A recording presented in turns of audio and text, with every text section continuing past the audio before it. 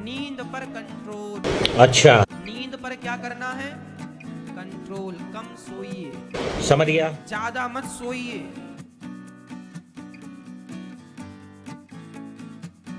जो सोया वो खोया और जो जागा सो पाया। आखिर इसका मतलब क्या होता है? पुराने समय के लोग आखिर ऐसा क्यों कहते हैं कि हमें बहुत ही कम सोना चाहिए? अर्थात इस समय यह सवाल उठना लाजमी है कि हमें कितना देर सोना चाहिए। तो आज इसी सवाल का जवाब हम इस वीडियो में देने की कोशिश करेंगे। नमस्कार, मेरा नाम रवि प्रकाश तिवारी है और हम मन की समझ में आज समझने का प्रयास करेंगे कि एक व्यक्ति को सामान्यतः कितना देर तक सोना चाहिए। इससे पहले कि हम इस पर चर्चा करें कि आखिर एक इंसान को कितना सोना चाहिए, सबसे पहले आप मुझे ये बताएं कि आखिर एक इंसान को कितना खाना चाहिए और एक व्यक्ति किसी चैप्टर को कितना देर में लर्न यानी कि याद कर लेगा। अब देखिए, क्या इसका जवाब ऑब्जेक्टिव है? बिल्कुल नहीं, यह सब्जेक्टिव है। ये बॉडी इंसान के अलग अलग शरीर और उसके अलग अलग दिमाग पर निर्भर करता है कि कोई भी चीज़ कितना देर में याद करेगा। बिल्कुल उसी प्रकार स्लीपिंग के साथ भी होता है। नींद कितना लेना चाहिए, इसके जवाब को हम नैरो करते हैं तो इंसान को लगभग 6 से 9 घंटा सोना चाहिए। आपको ये मत कहना कि 9 घंटा, तो देखिए सबका शरीर अलग अलग होता है।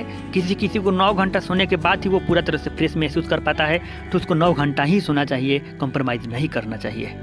बाकी युवा को लगभग 7 से 8 घंटे में नींद पूरा हो ही जाता है। हम कम सोते हैं तो दिन में आँख झपने लगता है, नींद आने लगती है, और जब ज़्यादा सोते हैं तो आलस होने लगती है। यानी कि ना कम ना ज़्यादा, ज़िंदगी में बैलेंस बनाना बहुत ही ज़्यादा ज़रूरी है। अच्छा, मोटिवेशनल स्पीकर कई सारे और माता पिता और ज़्यादातर लोग, मुझे ये समझ में नहीं आता कि नींद के साथ ही क्यों कंप्रोमाइज़ करते हैं। मतलब और किसी से समय नहीं बचाना है, उनको नींद में से ही समय बचा के काम करना है। जब नींद की बात आती है तब उनको काम याद आने लगता है। इस बात को आपके दिमाग के अंदर बैठाने के लिए सबसे पहले एक सवाल और उठता है कि आखिर हम क्यों सोते हैं और सोते दौरान हमारे दिमाग और शरीर में क्या होता है।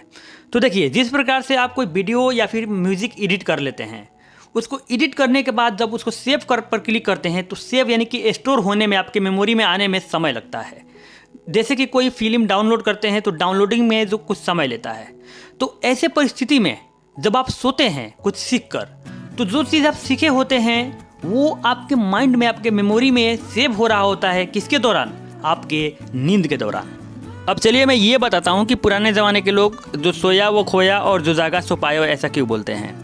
उनके अनुसार सोने का मतलब होता है लापरवाह हो जाना, जागने का मतलब होता है जागरूक यानी कि अवेयर हो जाना, being aware about what ever happening around you. जैसे कोई टेक्नोलॉजी आ रही है, कोई नया चीज़ आ रहा है ना, उसके बारे में अप टू डेट रहना, वो होता है जागरूक। आपके आसपास क्या हो रहा है, ये नहीं कि चोर आकर आपके सामान लेके चला जाए और आप जागरूक नहीं हो।